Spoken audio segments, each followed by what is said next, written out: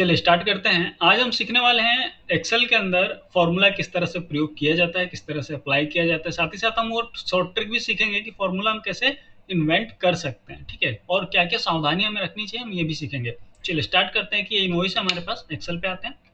ठीक है, ये एक इनवॉइस है हमारे पास और इसमें हमने कुछ फॉर्मूलेस का प्रयोग किया है। पहले हम समझ लेते हैं कि फॉर्मूला एक्चुअली करता क्या है, हमें फॉर्मूले की आवश्यकता क्यों होती है और किस तरह से हम उसे अप्लाई करते हैं और क्या क्या हमें सावधानियां रखनी चाहिए। तो सबसे पहले ये एक इनवॉइस है, एक बिल है हमारे पास जिसको हम इनवॉइस कहते हैं। ठीक है, यहाँ पर उसका डिस्क्रिप्शन है, यहाँ पे क्वांटिटी लिखी हुई है, रेट लिखा हुआ है। आकर थोड़ा सा कम बड़ा कर लेते हैं सभी को अच्छे से विजुअल हो जाए। ठीक है, चलिए यहाँ पर हमने डिस्क्रिप्शन लिखा हुआ है 500 GB हार्ड डिस्क है, क्वांटिटी है 1, यूनिट प्राइस है 2000 ₹2000 और यहाँ पे टोटल इसका हो रहा है ₹2000। इसी तरह से बाकी माउस कीबोर्ड हमारे पास है, उनका रेट लिखा हुआ है यहाँ पर और यहाँ पे टैक्सेस हैं और टोटल अमाउंट जो बिल का है वो यहाँ बन करके आ रहा है। ठीक है, आप यहाँ पे देख पा रहे हैं 5015 रुपीज़ का यहाँ पे टोटल बिल बना है। अब देखिए जैसे मैं अगर इसकी क्वांटिटी यहाँ पे चेंज करता हूँ ना, क्वांटिटी मैंने यहाँ पर इसकी कर दी है 4। ठीक है, 4 क्वांटिटी करने से क्या हुआ, यहाँ पे आप देखिए डायरेक्ट यहाँ पे इसका टोटल चेंज हो गया। यूनिट प्राइस थी कितनी, 2000 रुपीज़, वो तो आप चेंज करोगे नहीं, वो तो चेंज मतलब वो फिक्स चीज़ है, उसमें तो कोई चेंज करने वाली बात रहती नहीं है। तो यहाँ पर ये टोटल अमाउंट ऑटोमेटिकली क्या हो गया, इससे मल्टीप्लाई होकर के 8000 हो गया। ठीक है, साथ ही साथ इसके टैक्सेस आप देखिए, टैक्सेस में चेंजेस आ गए, साथ ही साथ इसका जो टोटल है वो भी चेंज हो गया। मतलब फॉर्मूले से हमें क्या क्या फायदा होता है, बहुत से कैलकुलेशंस जो हमें खुद से करने होते हैं वो कैलकुलेशन नहीं करने पड़ते और हमें एक्यूरेट डेटा मिलता है, ऑटोमेटिकली सिस्टम कैलकुलेट करके हमें देता है, इसलिए हम फॉर्मूलों का प्रयोग करते हैं। ठीक है, अब हम देखते हैं कि फॉर्मूलों को अप्लाई किस तरह से करते हैं। कुछ चीजें फॉर्मूलों को लगाने से पहले हमें ध्यान में रखना होता है, जैसे कि हमने अभी यहाँ पे बात करें, क्वांटिटी हमने ली हुई है, ये फिक्स चीज है, यूनिट प्राइस है, ये फिक्स चीज है। ये चीजें तो फिक्स होती हैं, उसमें तो आप कुछ कर नहीं सकते। हाँ, इनके थ्रू जो रिजल्ट आपका प्रोड्यूस होने वाला है उसको जरूर आप वहां पे कैलकुलेट करते हो। ठीक है, उसके लिए दो चीजें आपको ध्यान में रखनी होती है। एक तो बेसिक मैथ्स का जो फंडा है कि आप क्या चीज लगा रहे हो और क्यों लगा रहे हो और उससे क्या रिजल्ट आपको बनने वाला है। जैसे मान लीजिए मल्टीप्लाई कर रहे हैं, तो मल्टीप्लाई करने का मतलब है कि एक ही जैसा सिस्टम है, जो एक ही जैसा सब्सटेंस है, जो बार बार एक यूनिट प्राइस के साथ कैलकुलेट होगा, बार बार मल्टीप्लाई होगा, तो वहां पे हम प्रोडक्ट वाला फॉर्मूला यूज करेंगे। इसी तरह से चीजें अगर जुड़ती जा रही हैं, ठीक है, गुणा हो रहा है तो प्रोडक्ट यूज कर रहे हैं, प्लस हो रहा है तो उसके लिए सम यूज करो। तो इस तरह की बेसिक चीजें हमें पहले से पता होना चाहिए। जैसे परसेंट निकालते हैं तो परसेंट का क्या मतलब होता है, सिंपल इंटरेस्ट कैलकुलेट कर रहे हैं तो सिंपल इंटरेस्ट का क्या मतलब होता है, सिंपल इंटरेस्ट कैसे निकलता है। इसका अगर बेसिक नॉलेज आपको होगा तो फॉर्मूला लगाने में कोई ज्यादा समस्या नहीं आएगी। चलिए अभी मैं यहाँ पे जो मैंने फॉर्मूला लगाया था, मैं अभी इसको डिलीट कर लेता हूँ। ठीक है, जो भी हमने यहाँ पे फॉर्मूले लगा रखे हैं, पहले तो मैं इन सभी फॉर्मूले को यहाँ पे हटा देता हूँ, सभी फॉर्मूले को यहाँ पे मैं कर देता हूँ डिलीट। ठीक, यहाँ से भी मैंने इस फॉर्मूले को डिलीट कर दिया, यहाँ पे हमने फॉर्मूला लगा रखा था, मैंने उसको यहाँ से डिलीट कर दिया। ठीक है, अब बात करें कि आपके पास एक बिल है जिसमें आप देख पा रहे हैं कि कुछ आइटम्स, कुछ डिस्क्रिप्शन है आपके पास और उसकी कुछ क्वांटिटी है और उसका कुछ यूनिट प्राइस मतलब कुछ रेट है। हम चाहते हैं कि ये यूनिट प्राइस ऑटोमेटिकली कैलकुलेट होकर के हमें मिल जाए। यहाँ पर जो हम फंक्शन यूज करने वाले हैं, अगर हम मैथ्स की बात करें तो मैथ्स में हम क्या करते हैं भैया, मल्टीप्लाई करते हैं ना, गुणा करते हैं। एक ही जैसी चीज है, बार बार है। ठीक है, एक अंडा 5 रुपए का तो 5 अंडे कितने, 25। ठीक है, तो हमने क्या किया, वहां पे मल्टीप्लाई किया। यहाँ पर भी हमारे पास जो क्वांटिटी है और जो यूनिट प्राइस है उसको क्या करना है, मल्टीप्लाई करना है। तो मल्टीप्लाई करने के लिए हम यहाँ पे सबसे पहला काम क्या करेंगे, तो हमको रिजल्ट कहाँ चाहिए, तो टोटल के यहाँ पे हमको रिजल्ट चाहिए। ठीक है, और रिजल्ट किस फॉर्मेट में चाहिए, प्रोडक्ट फॉर्मेट, प्रोडक्ट उसका होना चाहिए ना, मल्टीप्लाई होना चाहिए। तो फंक्शन लगाने का जो फर्स्ट स्टेप है, हम क्या करेंगे, हम जाएंगे फंक्शन टैब के अंदर, सॉरी फॉर्मूला टैब के अंदर। ठीक है, फॉर्मूला टैब के अंदर जाकर के हम इंसर्ट फंक्शन का जो हमारा फर्स्ट वाला ऑप्शन है इस पे हम क्लिक करेंगे। क्लिक करने के बाद चूंकि ये फंक्शन किसका है, मैथ्स का फंक्शन है, तो आप यहाँ पर जाकर के यहाँ पे मैथ्स एंड ट्रिक सेलेक्ट कर सकते हैं। देखिए ये जो प्रोसेस मैं आपको बता रहा हूँ, ये प्रोसेस अभी आपको थोड़ी सी लेंथी जरूर लग रही है, लेकिन ये एक्चुअल प्रोसेस है जो आपको करना चाहिए। इसके अलावा मैं एक शॉर्ट ट्रिक बताऊंगा जिससे आप आसानी से ये काम कर पाओगे। ठीक है, पहले इस प्रोसेस को समझ लो ताकि शॉर्ट ट्रिक लगाने पे आपके पास आइडिया रहे कि ये एक्चुअली हो क्या रहा है। ठीक, तो पहले इस प्रोसेस को हम थोड़ा समझ लेते हैं, फिर मैं इसका शॉर्ट ट्रिक आपको बताऊंगा डायरेक्टली कैसे ये अप्लाई हो जाता है। चलिए, तो हम क्या करने वाले हैं, हम करने वाले हैं दो चीजों का गुणा। ठीक है, मल्टीप्लिकेशन जिसको हम कहते हैं प्रोडक्ट। तो यहाँ पर मैसेंट्रिक मैंने यहाँ पे सिलेक्ट कर लिया है। मैसेंट्रिक के अंदर जब मैं यहाँ पे स्क्रॉल करता हूँ तो मेरे पास यहाँ पे प्रोडक्ट नाम का एक फंक्शन मिलता है। तो इस प्रोडक्ट वाले फंक्शन पे मैंने क्लिक किया है, उसके बाद मैंने ओके वाले बटन पे यहाँ पे क्लिक कर दिया। जैसे ही मैंने ओके के बटन पे क्लिक किया, मेरे सामने यहाँ स्क्रीन पे एक छोटी सी विंडो खुल के आ गई, एक पॉपअप बॉक्स खुल के आ गया है। आप देख पा रहे हैं यहाँ पर इंसर्ट फंक्शन आर्गुमेंट लिखा हुआ है, नीचे यहाँ पे प्रोडक्ट लिखा हुआ है, यहाँ पे लिखा है नंबर 1 एंड नंबर 2। ठीक है, तो फंक्शन लगाते वक्त आप वो दो चीजें कर सकते हो। पहला तो ये कि आपके पास क्वांटिटी दे रखी है, यूनिट प्राइस दे रखा है, तो आप डायरेक्टली वो चीज यहाँ पे इंसर्ट कर सकते हो। लेकिन आप ऐसा करना मत, मैं एक और तरीका बता रहा हूँ, आप वो करना। पहले आप देख लेते हैं कि अगर मैं सिर्फ ये करता हूँ तो उससे क्या होता है। मैंने यहाँ पे कर लिया, क्वांटिटी उसकी कितनी थी मेरे पास 4, और सेकंड वाले नंबर पे मैंने क्या ले लिया, जो उसका यूनिट प्राइस था। अभी हम इसको देखें, एक्यूरेट हमारे पास डेटा आ रहा है, बिल्कुल सही आ रहा है ना। 4 क्वांटिटी में है, यहाँ 4 आइटम्स है हमारे पास हार्ड डिस्क के, और 2000 रुपए का उसका रेट है, तो यहाँ पे 8000 रुपए हमें मिल रहा है। ठीक है, लेकिन अगर मैं यहाँ पे क्वांटिटी चेंज कर दूं तो क्या उसका इफेक्ट वहां होगा? नहीं हो रहा।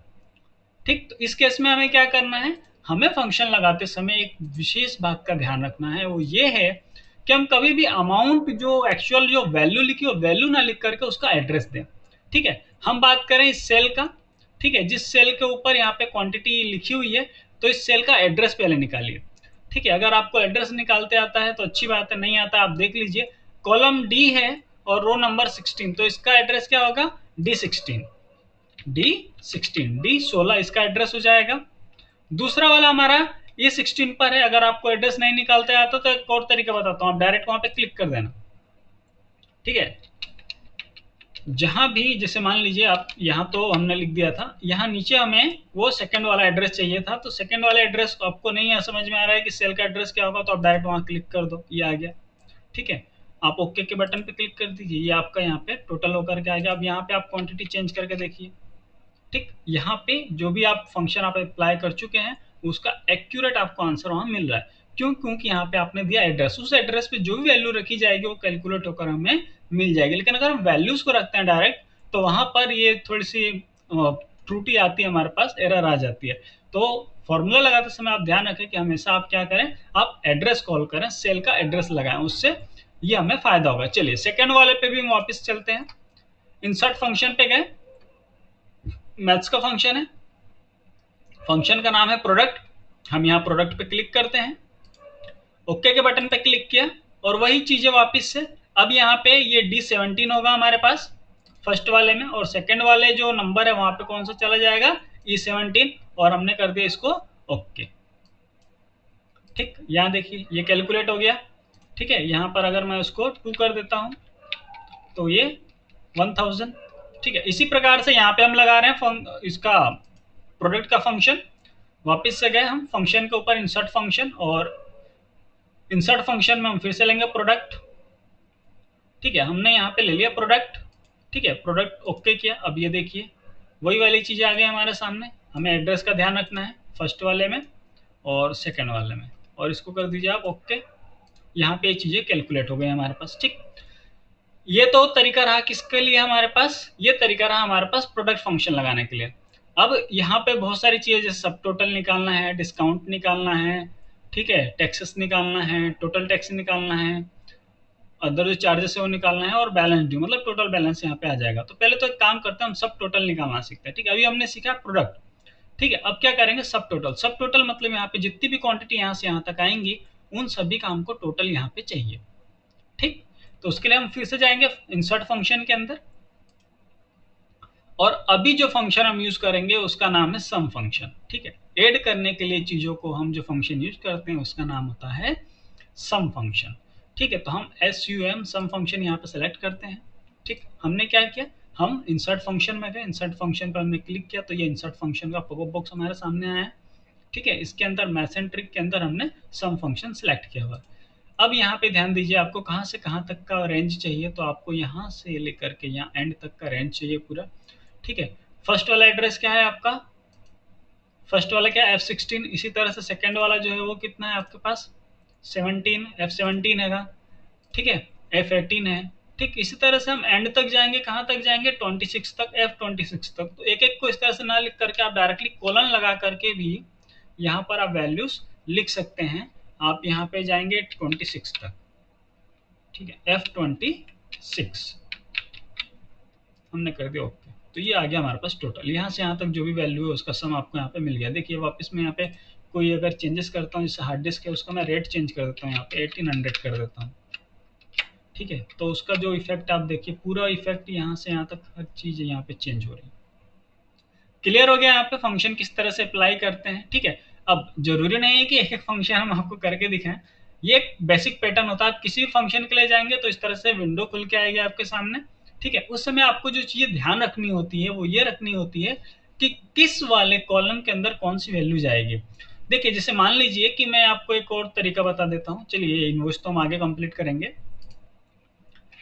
जैसे मान लीजिए कि जो क्लॉक्स हम बनाते हैं हम कहते हैं मोड, ठीक है। जैसे 12 क्लॉक का हमारा एक साइकिल चलता है घड़ी में, अगर हमारे पास 1 बजे हैं तो एक्चुअली वो 13 बजता है तो 1 बजता है ना, मतलब 12 का क्लॉक जब चलता है तो 12 को हम वहाँ पे मोड रखते हैं। तो जब 13 बजेगा 13 बजेगा तो कितना हो जाएगा, वहाँ पे टाइम 1 बताएगा। तो इस तरह का फंक्शन हमारा कहलाता है मोड फंक्शन, ठीक है। मैं आपको तरीका बता रहा हूँ कि आपको किस तरह से वैल्यूज को पुटअप करना है ताकि आप कंफ्यूज ना हो। फंक्शन जब भी खुलेंगे विंडो एक ही जैसी खुलेगी। चलिए यहाँ पे चलते हैं। मेरे पास एक फंक्शन जो मैं यूज कर रहा हूँ वो मोड फंक्शन है, मैथ्स एंड ट्रिक का ही फंक्शन है वो भी। तो यहाँ पे मैथ्स में हम जाकर के उस फंक्शन को ले लेते हैं, ए मोडी मोड, ये मोड फंक्शन है, हमने कर लिया ओके। एक चीज ध्यान रखिए, ठीक है, सबसे पहले कौन आता है, नंबर, ठीक है। नंबर से मान लीजिए मैंने ले लिया 15 और डिविजर उसका कितना है 12, ठीक है। मतलब अगर 15 बचे हैं तो एक्चुअली कितना बज रहा है आपका, वो बज रहा है 3। देखिए आपको यहाँ पे आंसर मिल गया, ठीक है। ये तो हमने वैल्यूज दी थी। अब बात करते हैं, देखिए जैसे यहाँ पर मैं दो अलग अलग जगह पर मैंने यहाँ पे ले लिया है टाइम, ठीक है। कितना बज रहा है, 15 बज रहा है। यहाँ पे मुझे चाहिए कि एक्चुअल मेरा टाइम क्या हो रहा है, ठीक है।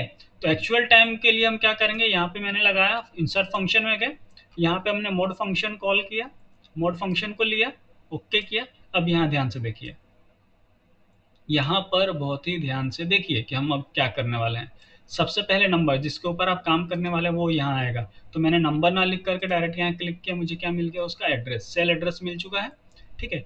डिविजिबल जो हमारा है वो कौन है, 12 से हम उसको डिवाइड करके चेक कर रहे हैं, ठीक है। अब देखिए यहाँ पे तो 3 आ गया ना, 3 बज गए 15 बजे। तो अब 21 21 अगर बज रहा है तो कितना होगा, ठीक है। वहां पे आना चाहिए आपका 11, सॉरी 9 आएगा ना 23 पे आएगा 11, ठीक है। ये देखिए प्रॉपर काम कर रहा है। यहाँ पर आपको जो चीज़ ध्यान रखनी है वो यही रखनी है कि जो भी फंक्शन आप अप्लाई कर रहे हैं आपको उसकी बेसिक चीज़ें पहले से पता हो, यह बहुत ही अनिवार्य है। यदि आपको फंडा ही नहीं क्लियर होगा फंक्शन का तो आप फंक्शन सही तरीके से अप्लाई नहीं कर पाएंगे।